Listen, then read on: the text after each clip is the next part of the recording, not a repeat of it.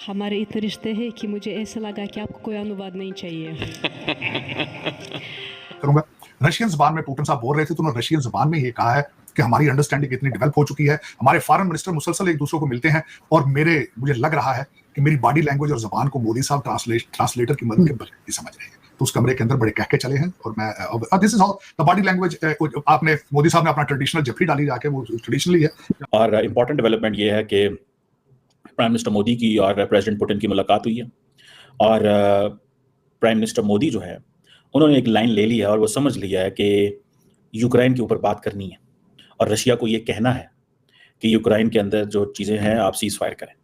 So India जो है वो मेजर इनिशिएटिव ले रहा है फॉर द सीज फायर और peaceful resolution of Russia Ukraine conflict. कोई भी लीडर दुनिया का जो कि फ्रेंडली कंट्री हो, अभी तक आप उसने रशियन प्रेसिडेंट को ये नहीं कहा जो नरेंद्र मोदी ने कहा। ये बड़ी that's an important development, do not undermine करें इसको। What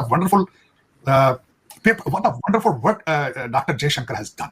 वो वर्क क्या है कि ब्रिक्स में जाने से पहले उन्होंने, भारत ने और चाइना ने अपने बॉर्डर को रिजॉल्व कर लिया। 3800 किलोमीटर की जो बॉर्डर है उसको उन्होंने रिजॉल्व कर लिया। इसकी टाइमिंग बड़ी सेंसिटिव है। इसलिए सेंसिटिव है, एक क्वेश्चन आता है कि भारत को इसमें बॉर्डर के साथ इसको भारत को इसमें से क्या मिला है। भारत को क्या मिला है? ब्रिक्स में जाके प्रेसिडेंट शी से मोदी साहब मिलेंगे। और दूसरा, इस वक्त जो मेरे कैनेडियन पप्पू भाई हैं उनको जवाब दिया गया है, वेस्ट को जवाब दिया गया है कि we have options, we have choices.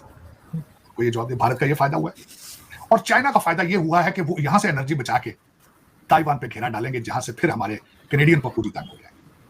American बाबा जी तो वैसे ही परेशान है, लेकिन इनको भी मजा आ जाएगा कि भाई आप भारत को जो बार बार छेड़ते हो, उनके पास भी चॉइसेस मौजूद है। ये है कि जिसे वो कहते हैं ना कि ब्रिक्स अब कहते हैं कि जी it has become a global icon बन गया। ठीक है, बहुत सारे जो मुल्क हैं वो कोई रशिया के पास जा रहा है, कोई चाइना के पास जा रहा है, कोई इंडिया के पास जा रहा है। और आपको पता है इंडिया और रशिया ओरिजिनल मेंबर्स हैं ब्रिक्स के। ठीक है जी। अब मुझे एक चीज़ की समझ नहीं आ रही कि अमेरिकन इस चीज़ पे परेशान होंगे, वेस्ट ये परेशान होगा, हम पुतिन को सैंक्शंस लगा के बैठे हैं, दुनिया को कह रहे हैं इससे कारोबार नहीं करना। सारी दुनिया जो है कोई रशिया को मिस नहीं करना चाहती। ठीक है जी। और प्राइम मिनिस्टर मोदी ने फिर जफी डाल दी है, फिर जफी पाती हो ना। और वो जो है वो जारी बात है, सारी की सारी जफी जो है वो उसकी टेंशन हो रही है हर दुनिया के हर कैपिटल में कि नरेंद्र मोदी जो है हमारा यार है, लेकिन जफियां पुतिन नु पांदा है। नमस्कार, जय हिंद दोस्तों।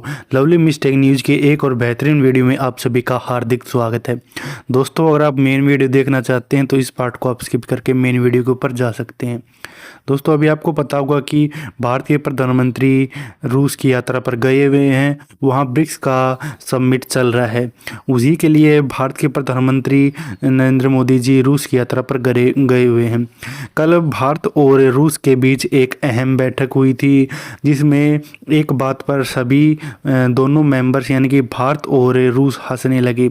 रूस के राष्ट्रपति ने नरेंद्र मोदी से एक ऐसी बात कही जिसे सुनकर वहाँ मौजूद सभी लोग हंसने लगे। रूसी राष्ट्रपति व्लादिमीर पुतिन की मुलाकात पीएम मोदी के साथ वहाँ हुई और फिर उन दोनों के बीच द्विपक्षीय वार्ता भी हुई, जिसमें भारतीय विदेश मंत्री एस जयशंकर भी उनके साथ बैठे हुए थे और अजीत डोवाल भी उनके साथ मौजूद थे। इस द्विपक्षीय वार्ता में रूसी राष्ट्रपति ने कुछ ऐसा कहा जिसे बैठक में मौजूद सारे लोग हंस पड़े। उन्होंने कहा, हमारे तो आपसे ऐसे रिश्ते हैं, लगता ही नहीं कि ट्रांसलेशन की जरूरत पड़ेगी। इसी पर रूसी राष्ट्रपति का प्रतिमंडल और भारत पर नरेंद्र मोदी जी भी हंसने लगे। रूसी राष्ट्रपति ने आगे कहा कि हम और भारत यानी कि रूस और भारत के बीच जो सहयोग चल रहा है वो पूरी दुनिया में सबसे अहम सहयोगों में से एक है। मोदी ने फिर जफी डाल दी है, फिर जफी पाती हो ना। और वो जो है वो जारी बात है, सारी की सारी जफी जो है वो उसकी टेंशन हो रही है हर दुनिया के हर कैपिटल में कि नरेंद्र मोदी जो है हमारा यार है, लेकिन जफियां पुतिन नु पांदा है। यार हमारा है, जफियां पुतिन को डालता है। ठीक है, और ये वो जफी है जो मोदी साहब आपको पता डाल देते होते हैं। मोदी साहब इन चीज़ों के तो स्मार्ट गाय है ना, is smart guy when it comes to body language create करना। नरेंद्र मोदी को आती है। आप उसकी वो पॉलिटिक्स देखें। फॉर प्राइम मिनिस्टर मोदी एक चीज़ याद रखें, to be a third time prime minister for 1.4 billion people, that make sense. It means the person has guts, उसके पास स्टोरी है, उसने लोगों की नब्ज पे हाथ रखा है। ये मैंने आपको पहले भी कहा था कि नरेंद्र मोदी का भारत की आवाम की नब्ज के ऊपर हाथ है। उसे पता है कि लोगों की नब्ज खेल फड़क दी है और मैंने क्या करना है। और अगर वो नहीं तो वो अपनी मर्जी से नब्ज को फड़कवा लेते हैं, बिकॉज ये अंडरस्टैंड कि क्या करना चाहिए क्या नहीं करना चाहिए।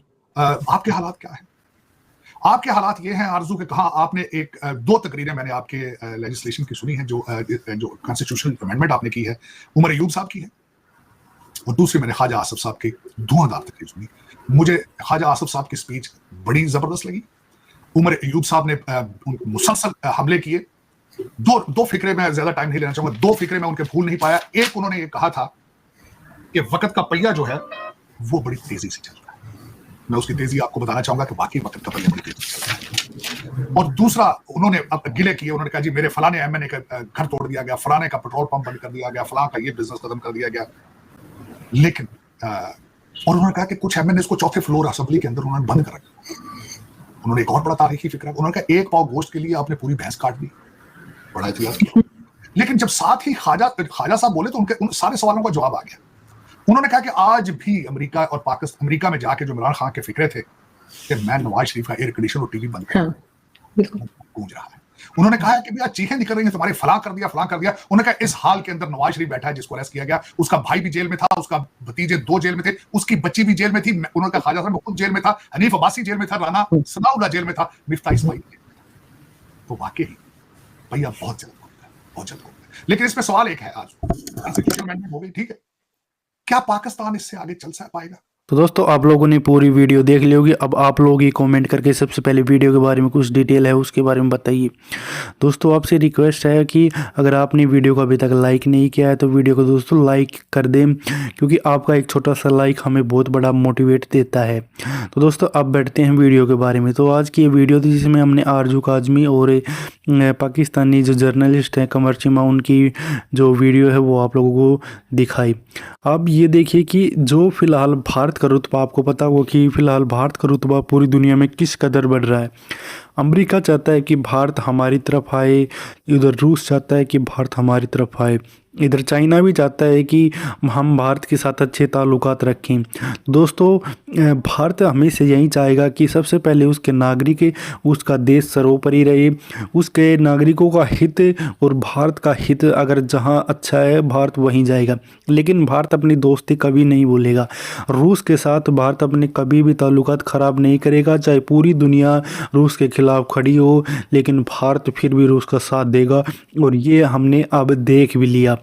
जब अमेरिका ने रूस पर इतने प्रतिबंध लगाए तो अब भी भारत रूस के साथ खड़ा था, उसके साथ तेल भी खरीद रहा था, व्यापार भी कर रहा था।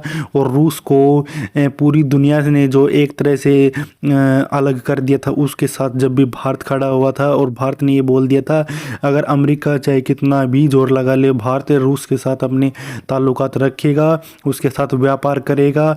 और उसके साथ क्योंकि रूस ने भी एक टाइम मुसीबत के टाइम भारत का साथ दिया था, तो हम अब ऐसे मुसीबत के टाइम में अपने दोस्त को नहीं छोड़ सकते।